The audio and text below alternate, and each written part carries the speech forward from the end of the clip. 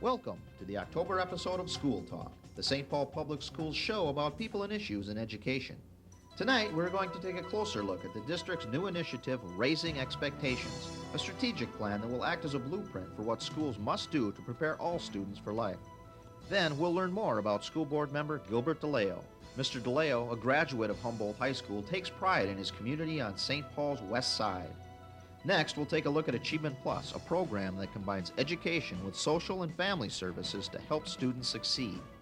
Then, we'll learn more about the St. Paul Reads campaign, an effort to improve the reading skills of our students that involves the district, the city, and the county. During the call-in portion of the show, you can call in and ask our superintendent and board members about any questions you have about the reading campaign. Finally, we'll take a look at the Bellwin Outdoor Education Laboratory, where city kids learn about life in the wild. Now here's the host for tonight's show, Cheryl Riley. Good evening. Hello, I'm Cheryl Riley, and I'll be your host for this first School Talk of the new year. And what a busy school year it's been so far.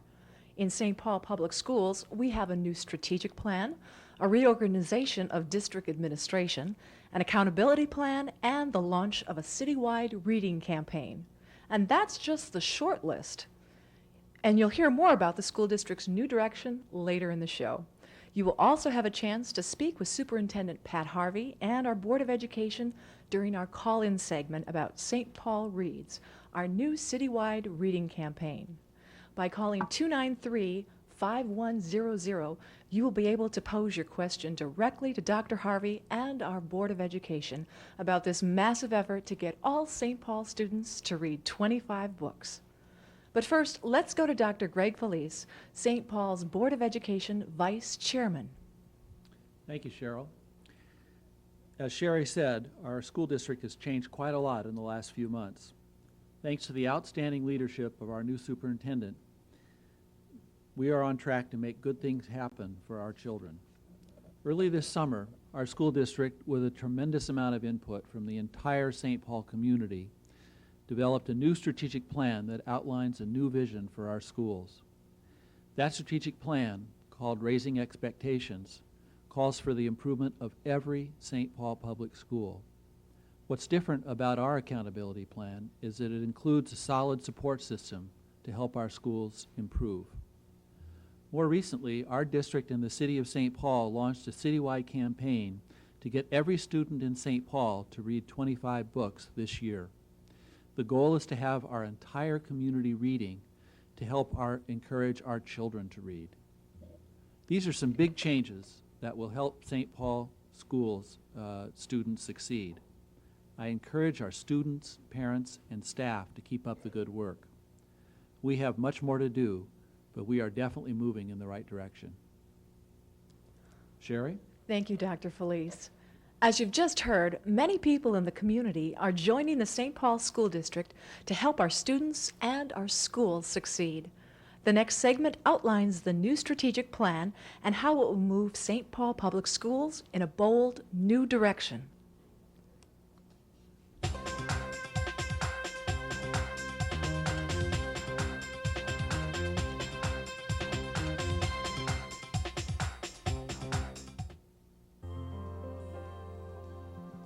Hello, I'm Pat Harvey, Superintendent of Schools in St. Paul, Minnesota. Recently, we developed a new vision called Raising Expectations. Our students are very, very, very bright, and we know that each of them is capable of much, much more. And as a community, as a city, we're all determined that we're going to raise the expectations for all of our learners. We know that that's possible. We know that as a community, if we all work together, there's no end to what we can accomplish for our kids. Today, we're asking for your help to spread the message of raising expectations to the St. Paul and Minneapolis communities. You'll learn more about our plan and see how we've dedicated ourselves to making St. Paul a city with world-class education. Raising Expectations is a long-term investment in children who receive their education from St. Paul Public Schools. The plan is guided by a desire to listen to our children and respond to their needs. We've developed 5 target areas to serve as a foundation for our efforts now and in the future. Preparing students for life, providing clear and accurate reporting, engaging the public, creating institutional change, and respecting and including all cultures and differences. Building on that foundation are areas of improvement that provide the structure of raising expectations. These are factors we anticipate will increase student achievement, making all of our students exceptional learners and responsible citizens.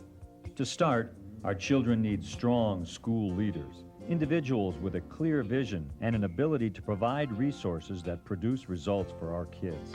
Teachers, principals, supervisors, administrators, and board members all will be responsible for making our schools better places to learn and work. To reach their full potential, students need a healthy learning environment, a place where they feel safe, that reflects the cultural diversity of the St. Paul community, and that offers enough educational choices for the varying needs and skill level of each student. The true test for school instruction is when St. Paul students graduate with practical skills and experiences that prepare them for life in the real world.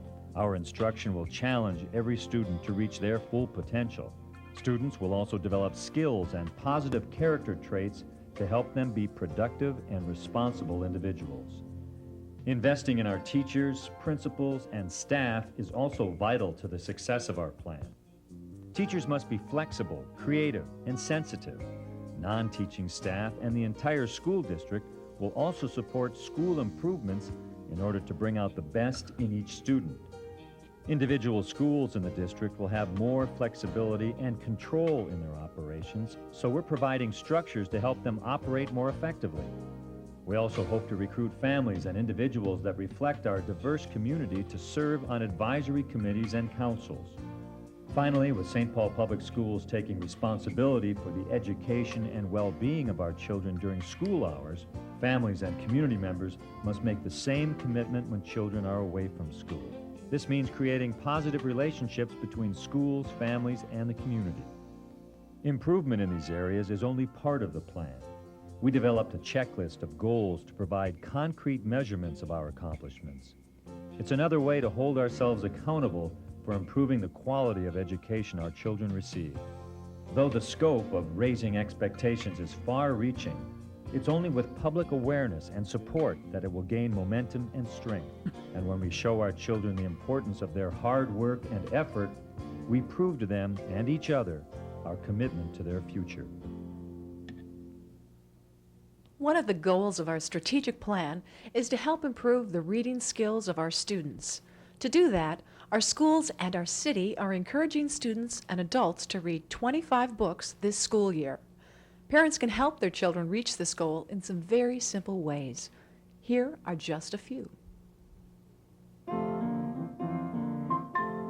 Reading is the most important skill your children will ever learn. Be a good example. Let your children see you read. Visit your local library with your family often.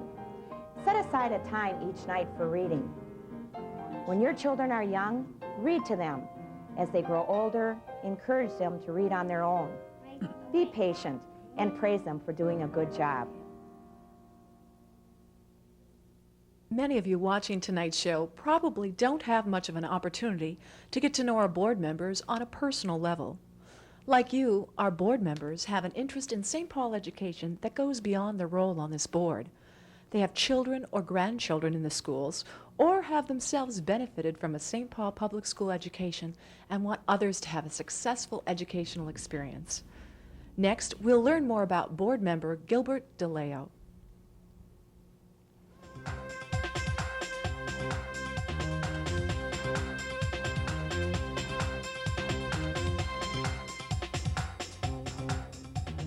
There's three things that are very dear to me, and that's my family, my community, and my culture. My entire life has been on St. Paul's west side. What I like about St. Paul, I believe there's a closeness of our community, close-knit community. There's everything you want to do that I enjoy doing as an individual or as a family member is right nearby.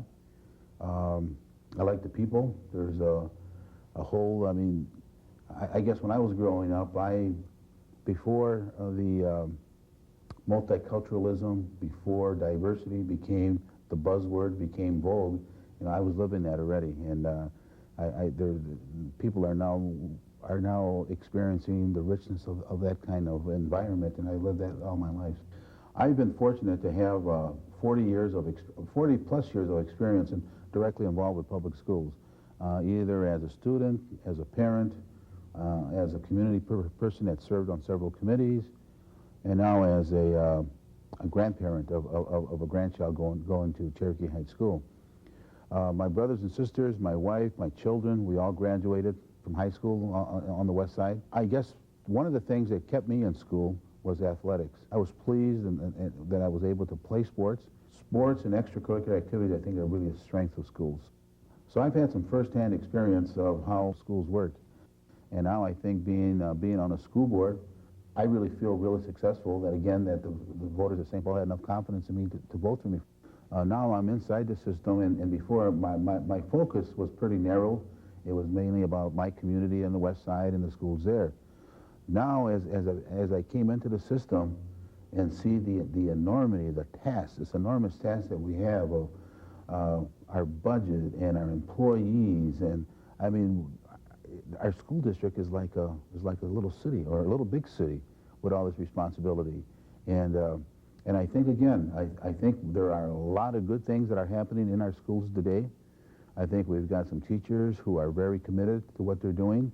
I know there are some issues that we need to look at, and I think you know, everything isn't rosy, but I think as a school board, we want to continue doing what's doing right, and we need to fix what needs to be fixed. And I look around individuals who are running organizations, people who are in the public and private sector, people who are in elected offices. A lot of them have come from public schools. A good friend of mine who I went to high school with is now a principal over at Harvey High School. So public schools work, but you have to work too. As we all know, children don't stop learning when the school day is over. The more opportunities we can give to children to expand their education beyond school hours, the better their chances for success. That's why the St. Paul Public Schools are partners in Achievement Plus with the City of St. Paul, Ramsey County, the State of Minnesota, and the Wilder Foundation. Achievement Plus schools combine an education program with social and family services to help students succeed. St. Paul has 2 Achievement Plus schools, and a third will open next fall.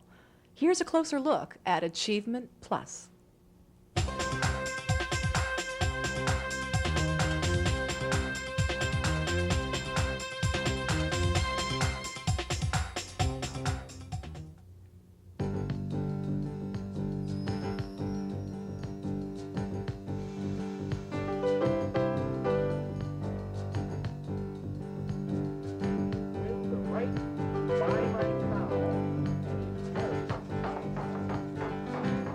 All children have abilities to achieve.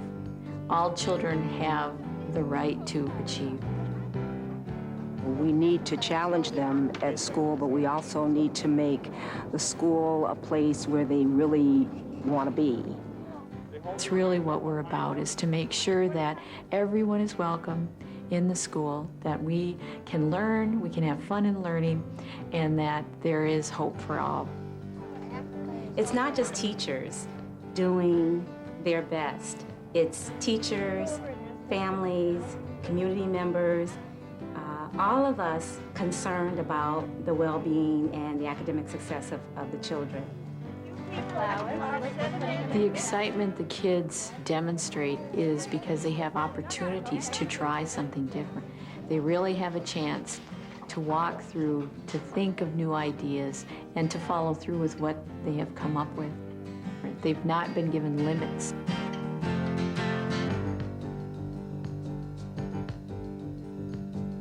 It's important to reach out to families. The family is the center of the child's life.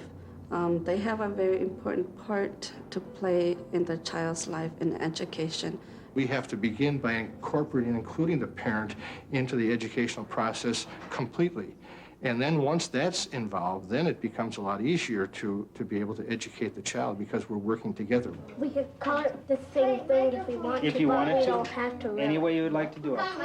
Okay. I think kids do better because of Achievement Plus academically, but not only that, it keeps them interested in school.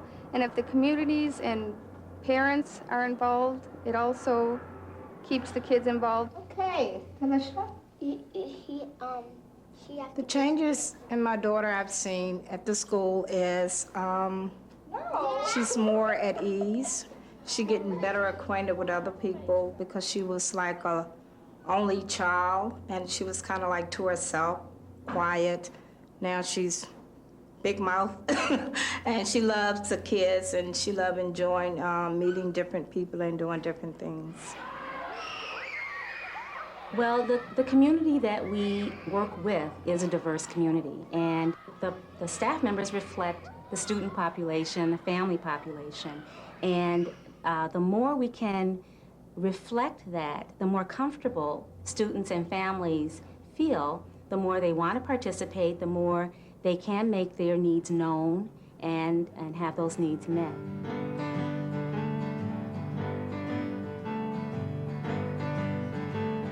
Dayton's Bluff Elementary School is really in a transformation stage, not only with the programming that we're bringing in, the funds, the additional collaboration, but also in the building site.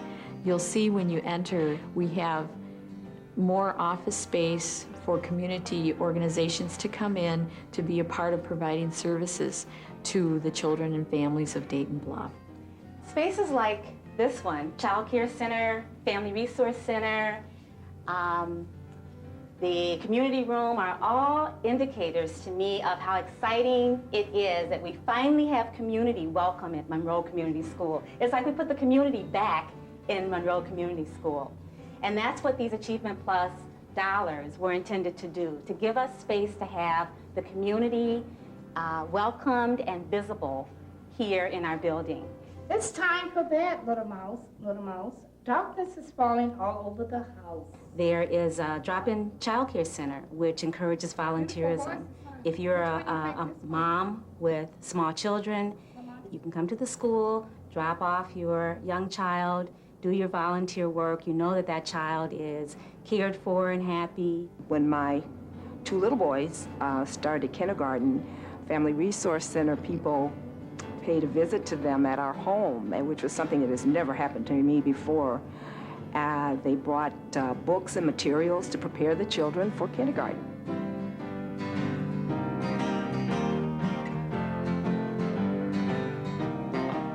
From 9 o'clock until 3 o'clock, and then you close the doors, that's not real. And parents and families and community people, that's their school. And it belongs to the kids in the community. So why not have it there for everybody and have it open so it can meet the needs of the community? If the needs of the community are met, then the children's needs are met and they are successful. They had an early start program, which meant that parents who worked, which I did at the time, were able to have their children come to the school as early as 7:30 or 7:45. They could do homework, they could have activities in the gym, and then after that they would go to breakfast.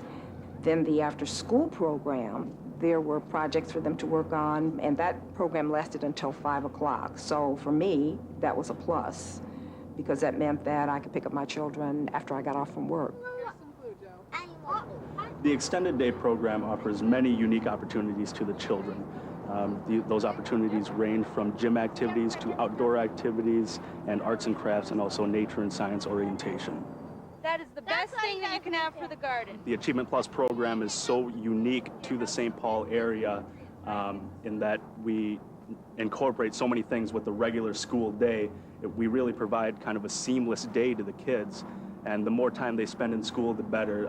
We see raised test scores and just better overall children showing better overall skills.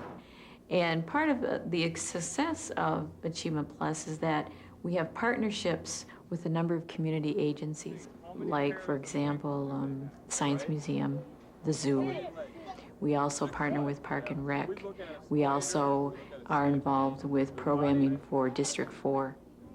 So it's academic in focus, but also kids are having fun. Kids are having an opportunity to do things that they normally don't have an opportunity to get to try.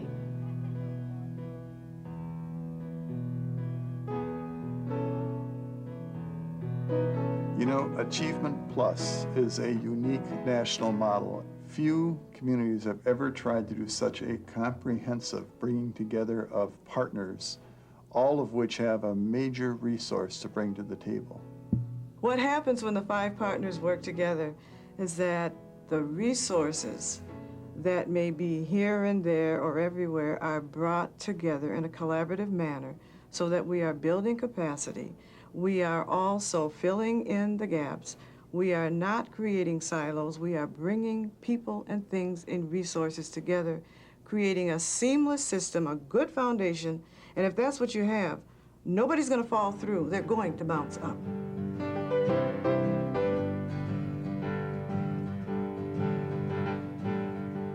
A word that I hear a lot around Achievement Plus is excitement. It's really empowering. And what happens is, it's almost like, I always use the term, if you build it, they will come.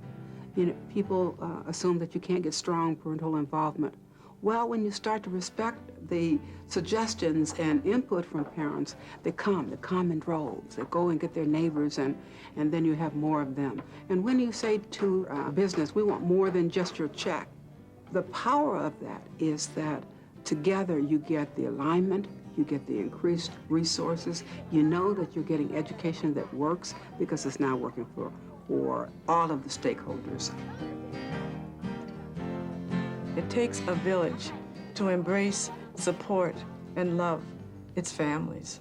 And I think that's what the Achievement Plus Community Learning Centers are about. They are about families, they're about communities, but at the core of that keeps leading us, we keep our eye on that vision of the child, the whole child. This has been the ultimate job because you're really changing systems. You're really seeing something that can happen for the child and for the family.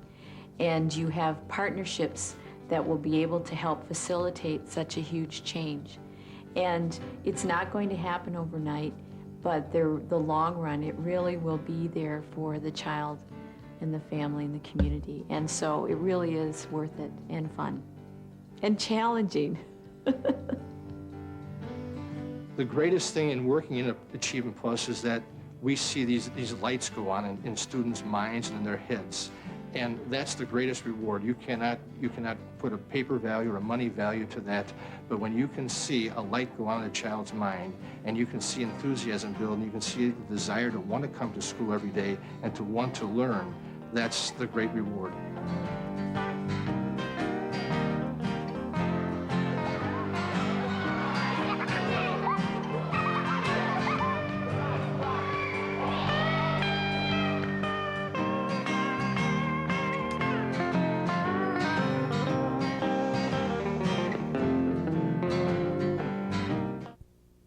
Students at Achievement Plus schools, like students in every St. Paul public school, will be reading a lot this school year. In fact, students will be reading at least 25 books as part of a St. Paul Reads program, a citywide campaign to improve reading skills. In this next segment, narrated by Central student Alana Carter, we'll learn more about St. Paul Reads. Then we will open our phone line so you can ask your question about St. Paul Reads directly to Dr. Harvey or to the Board of Education. The number to call is 293-5100.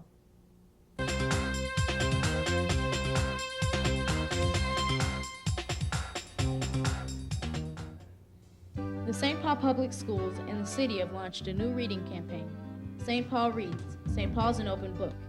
Together with St. Paul Public Libraries, Ramsey County, community groups, and businesses, they are joining to get everyone in St. Paul to read more.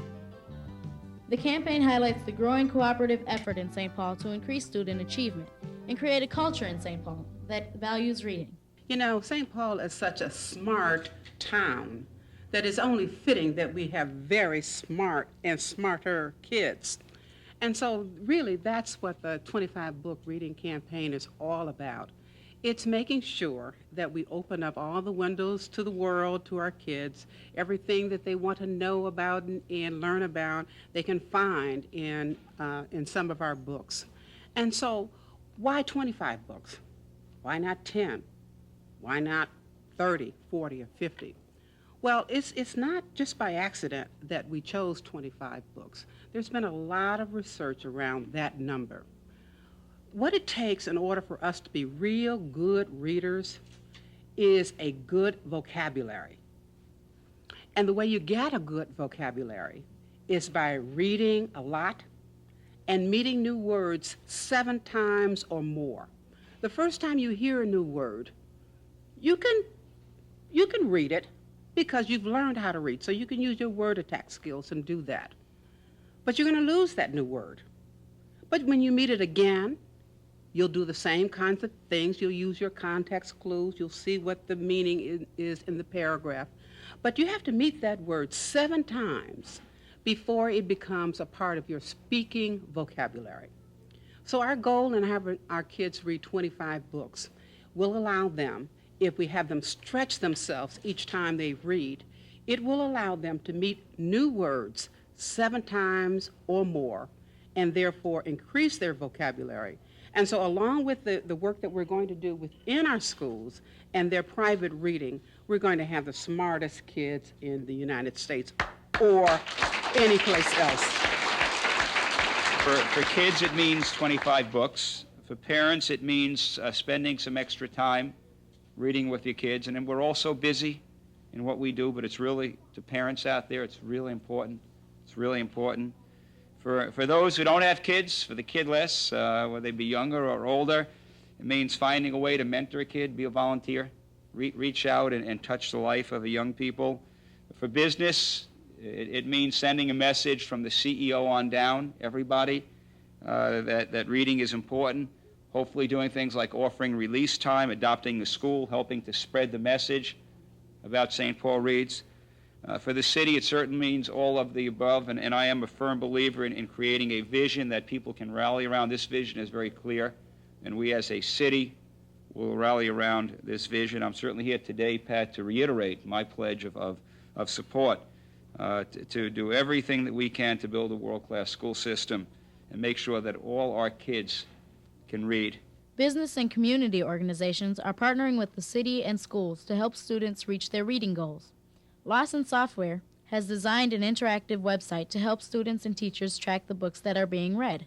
What's Up, a program of United Way, will connect people who want to participate in existing reading-related activities. Adults can become involved by reading to young children and listening to older children read out loud. Contact your local school and volunteer to help students read. Help the student track which books they read. Create a quiet reading place in your home or workplace. Start a book club. You can get involved by calling What's Up at 612-399-9999 or visit the St. Paul Reads website at www.stpaulreads.org.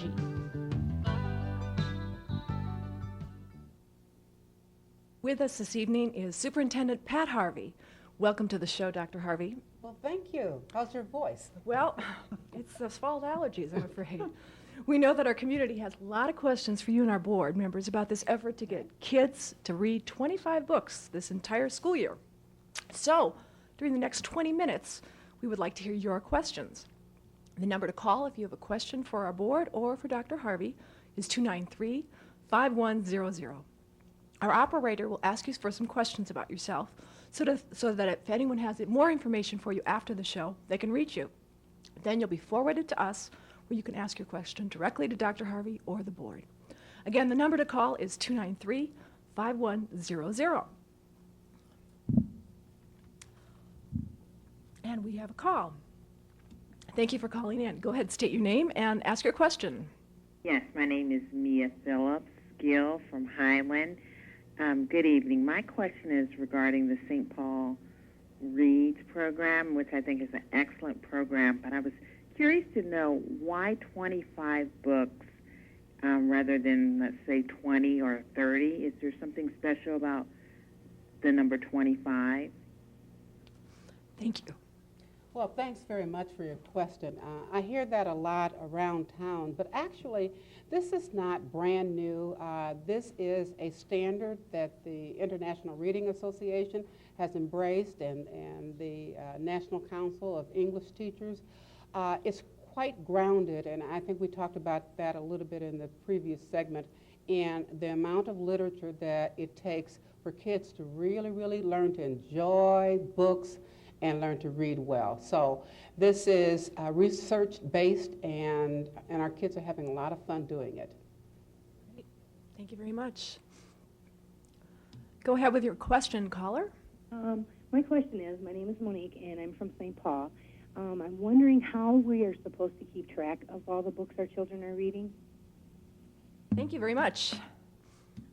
Oh, that's a good question. And in fact, we're glad to have that as a chore. You know, imagine having to keep up with lots and lots of books.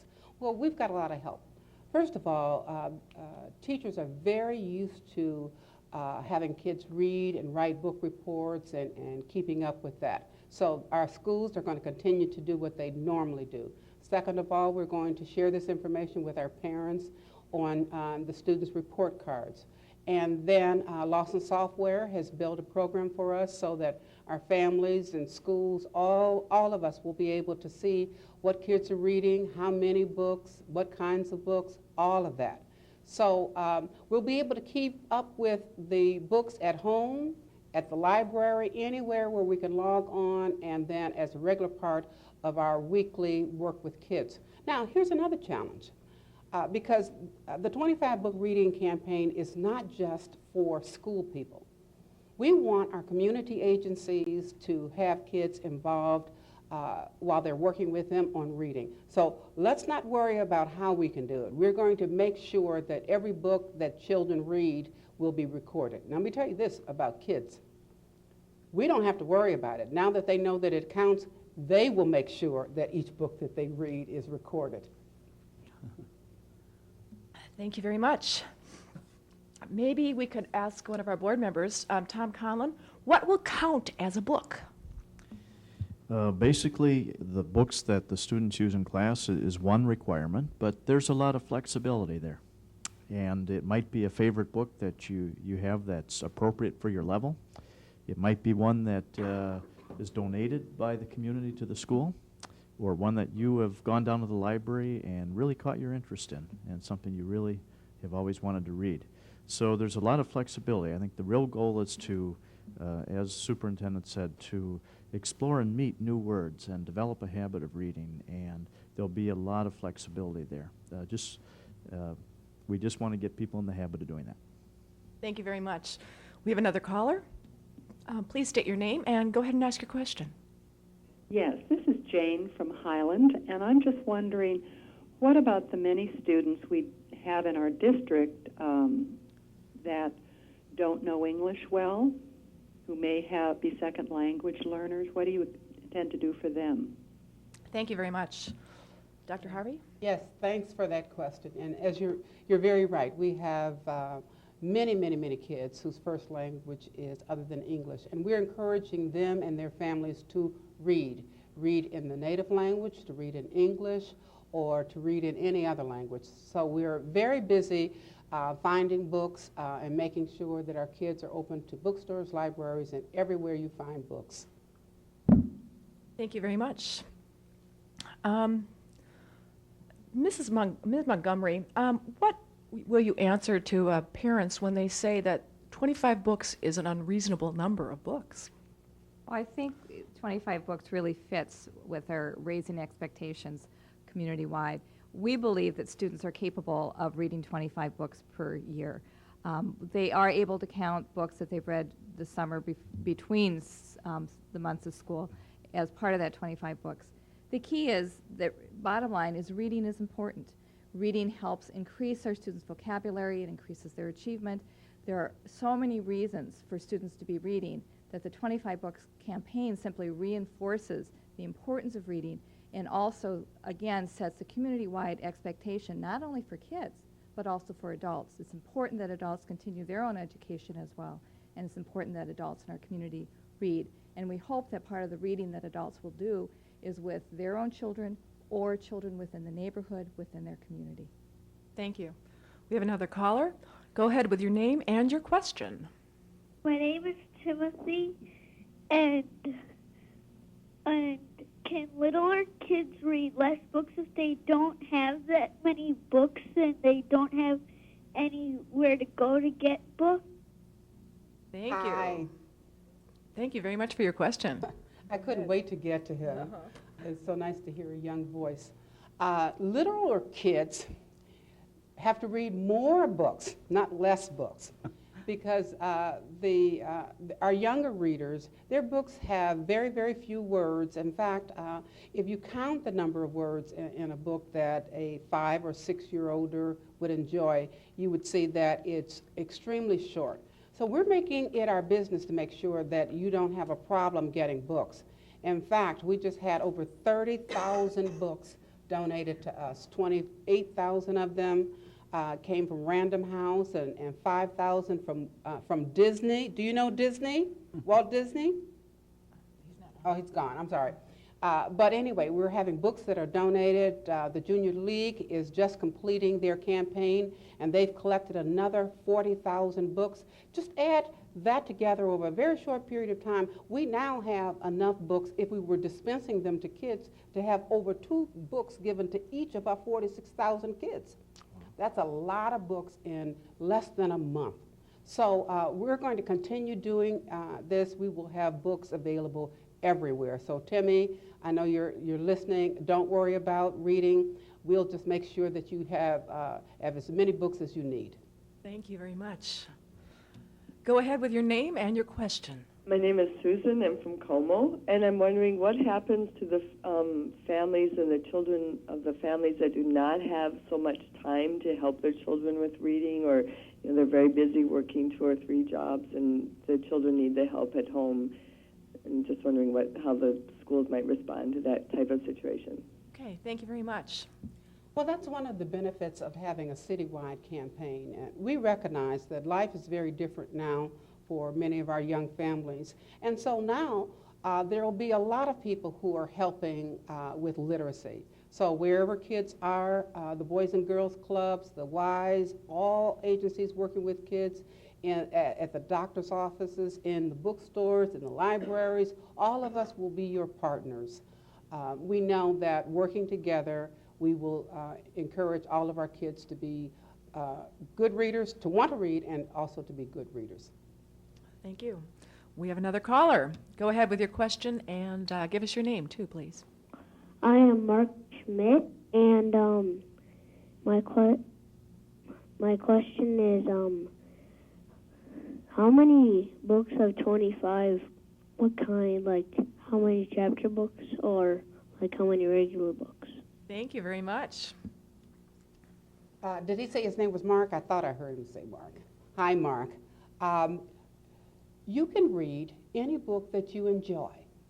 What we truly want you to do is to learn, to develop a habit of reading. And when you start to read, you'll find out that you may like books about sports, or you might find that gifted area that is deep inside of you. So once you begin reading, it doesn't matter so much what you're reading. Your teachers are going to guide you so that you get more and more challenging material. And so some of the books you read will be very short, maybe short, and others will be longer. And what I've been saying to all of our students when they ask me what counts, what is a book is a book. Thank you. Mr. Ortwick, how will the school district validate whether or not students have read the 25 books? Each school may work on this in their own fashion. Teachers now may have some programs already that they are working on in their school, and they can continue those programs. So there may be different ways in which we keep track of this. Pat Harvey already has mentioned that Lawson has contributed a tracking system, so I think that's going to help to keep track of these things. So I think there'll be a number of different ways that we can track that. I think the real important part is that students are encouraged to do the reading. because we have evidence from national statistics that reading improves test scores. And I think that that's really the key factor here. Thank you very much. We have another caller. Go ahead with your name and your question. Yes, this is Sarah from Crocus Hill. I have a daughter in the who is carrying many advanced placement courses, and she's in a number of extracurricular activities, and I really do not know how in the world she's going to read 25 books on top of the demanding program she's already taking. And I'd like to know how the district is planning to address the needs of these kids. Thank you. Dr. Filice? Thank you. If she's taking all those courses, she's probably doing a lot of reading in those courses. So the books that she reads there count. We encourage kids who are taking challenging courses to read outside of school as well. There's a lot of time in people's days that you don't think about as being a time available for reading, but if you do, sort of look at what you do, if kids look at what they do, they can find a lot of time. For the example, the average child watches television more of the time during a school year than they spend in school. A child who's very much involved in activities might find it comfortable to bring a book in the car or to bring a book to read in between things that they're doing. If they have some downtime, just have that book with them when they go to various places. If there's a real problem, then I would encourage people to talk to their teachers. We have 46,000 kids. We know there isn't one size that fits all. We know there are individual circumstances. And though we are very serious about encouraging young people to read, and we want people to get the benefit of this experience, we also want our teachers to be professional and solve problems when they arise. So if your child is having trouble, I would go right to the teacher and say, help me solve this problem. Thank you. Thanks to everyone who called in with their questions. Unfortunately, that's all the time we have tonight. If you have additional questions, you may leave a message on our comment line at 293-LINE or call the district at 293-5100 during regular business hours. Thanks again to everyone who called in. Now, let's take a look at an award-winning segment about the Bellwin Outdoor Education Lab, where city kids learn about life in the wild.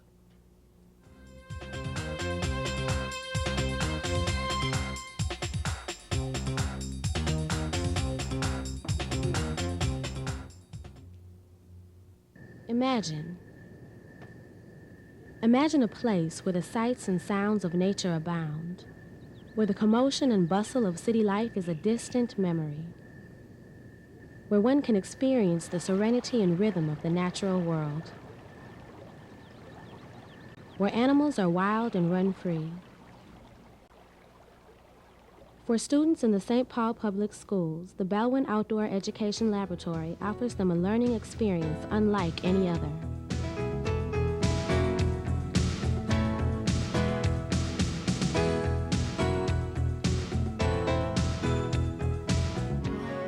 Children have an innate curiosity and a need to experience the natural world in which they live. Through exploration and an opportunity to experience new learning environments, children make connections between curriculum taught to them in the classroom and curriculum at the Bellwin Education Laboratory. We get to a place where we're studying what's in the water and like where we swim. And oh, there's just all this living stuff there. Oh, this is what the fish eat. And they make those connections. That's really fun. And that's one of the greatest benefits to Bellwin. I like when you try to find stuff in the woods and you try to describe it to other people and try to learn from it. Bellwin is located on the rolling hills of the St. Croix River Valley. Red pine plantations, oak forests, ponds, prairies, and abundant wildlife are hosts of this unique classroom setting. In October 1971, the Bellwin Outdoor Education Laboratory first opened its doors to students in the St. Paul Public School District. The 533 acres which make up the outdoor laboratory were the donation of Charles and Lucy Bell, who wished to preserve their land in a way that would benefit the community. Their vision led to an arrangement in which the Bellwin Foundation retains management of the land and facilities, and the St. Paul Public School District provides staff and curriculum to guide the students in an outdoor experience. It's the responsibility of St. Paul Public Schools to give children a hands-on learning experience. So my job is to make sure that 3rd and 5th grade kids now are coming to Bellwyn. They're breathing fresh air. They're with good people that appreciate nature and that their children belong here. And that they're learning something. See that? They come home. I assign children homework. I tell them, you are now a teacher. Go home and teach what you learned today. And I think they might like my kids. They go home and tell about their day. And it's easy to tell about a Bellwyn day. It's easy to forget you had a spelling test the day before, that you have math homework. But it's real hard to forget about a Bellwyn day. For students, a Bellwyn Day begins immediately when they get off the bus. Bellwyn Director David Barrett greets the students, and as they journey to the Bellwyn headquarters, the curriculum has already begun. Right. There are wild turkeys all around here. Anybody see any deer? Once inside, the Bellwyn staff plans the day's adventure. Students are expected to treat this as any other school day. Learning objectives are tied to specific standards, and students must meet these standards. Curriculum at Bellwyn is varied and provides students an opportunity to learn not only academically, but socially. Leadership and teamwork are important to success at Bellwyn and are stressed throughout the day. Some of the more popular programs include pond studies, where students analyze the chemical makeup of pond water and identify organisms and microorganisms found within the pond water. In orienteering, students use compasses to find their way through the forest. This skill will help young people feel more comfortable and encourage them to explore nature throughout their lives. Students must follow directions, read carefully, problem solve, and work cooperatively together. In the Mammals of Minnesota program, students learn how mammals are different from other animals, which mammals are found at Bellwyn, and how they survive. In the birding program, students learn how birds fly, where they migrate, and what their enemies are.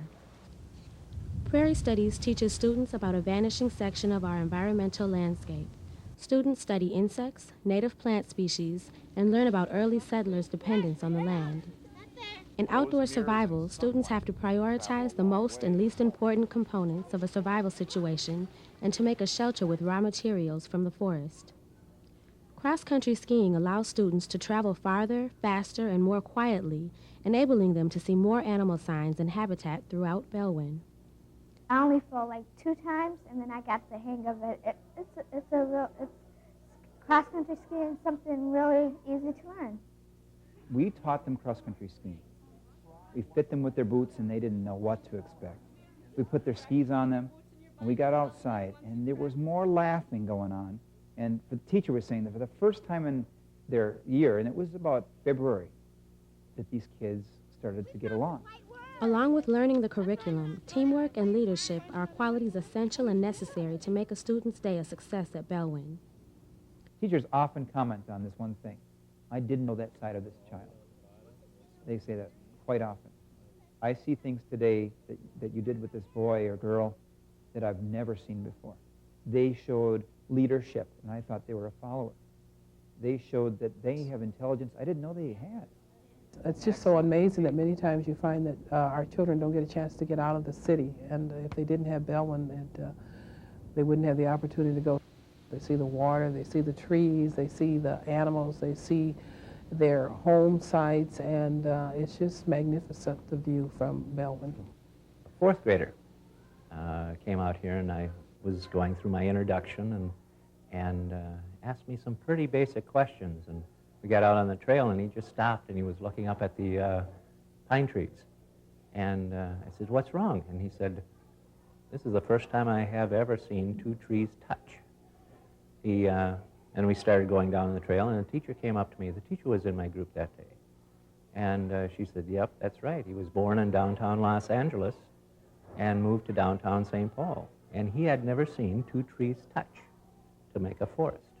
Quite often I see that kids, when they're sitting around in a circle with me and it's still kind of school, they're getting a little fidgety, and when they get outside, their personalities just change. And I see that quite often. For students in the St. Paul Public Schools, the Bellwyn Outdoor Education Laboratory offers them a learning experience unlike any other.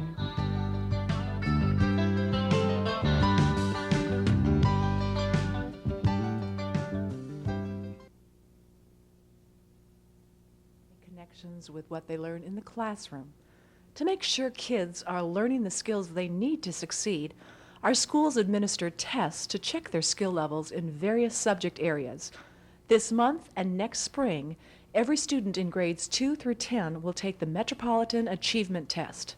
The result of these tests will help schools make decisions about any extra help students may need during the school year. It's important for students to do their best on these tests so we can get an accurate picture of their skills. Here are some tips on what parents can do to help their children do well on tests. Tests provide a picture of individual strengths and needs. All of us want this picture to be a true representation of your child. Prepare your children by seeing they get a good night's rest, eat a nourishing breakfast, and wear comfortable clothing. Help your children by encouraging them to do their best on tests. By working together, parents and teachers can make testing a positive experience. Ms. Montgomery, could you explain to us from your perspective why it's important for students to do their best on these tests?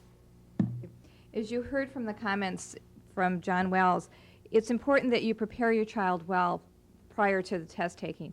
Make sure, as he said, that your child gets well rested, gets plenty of sleep the night before. And actually, it's a smart idea to make sure your child is well rested and make sure that they get to bed 2 or 3 nights before the test so that they're very well rested that day. The tests really provide us with an opportunity to take a look at how your child is doing in his or her own individual learning process. The tests provide us an opportunity to compare where your child is against other students of a similar age on a national level. But more importantly, it provides both you as a parent and we as the school district, and particularly your child's teacher, a sense of where your child is. What areas and what skills do they need to develop and they need some additional help in? What areas or skills do they have that they could use some enrichment, some additional challenge in? So the tests are important. Again, make sure your child gets plenty of sleep the night before. Be sure to feed your child breakfast or make sure that your child has breakfast at school. Research shows that breakfast is important to learning and that children who eat breakfast before tests perform better on those tests. And most importantly, reassure your child that what you want them to do is their best on the test. It's not a test that they're going to pass or fail, but it is a test that will help us do a better job in teaching your child. Thank you, Ms. Montgomery. That's all we have time for this evening. Thank you for watching this edition of School Talk. We hope you've learned more about our schools and our people. Now we'll leave you with some of the sights and sounds of St. Paul's Public Schools Back to School Staff Rally.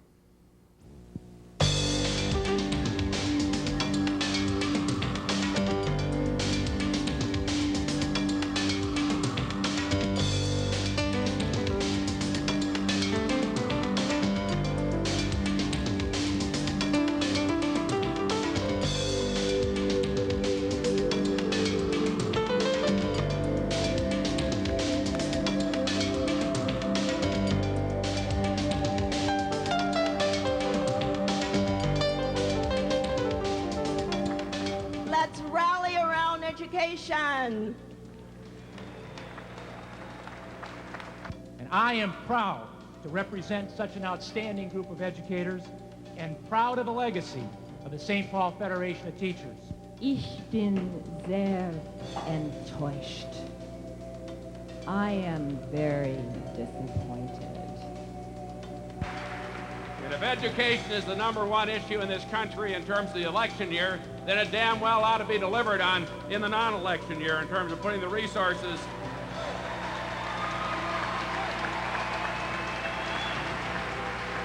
We've just begun this fight.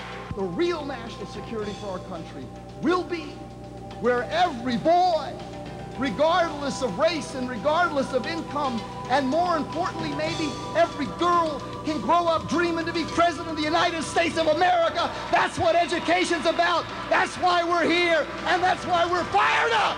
We're fired up. With Dr. Harvey, you have an incredible opportunity. Seize it. Make it happen. And that is the opportunity we have. Mayors understand that the city's success is dependent upon your success. We need you to do your job and to do it well. In my day, and I'm sure in most of the days of the people sitting up here, you brought an apple to the teacher. That was the standard thing. Well, today, I have a copy of a homegrown product. It's called M is for Minnesota.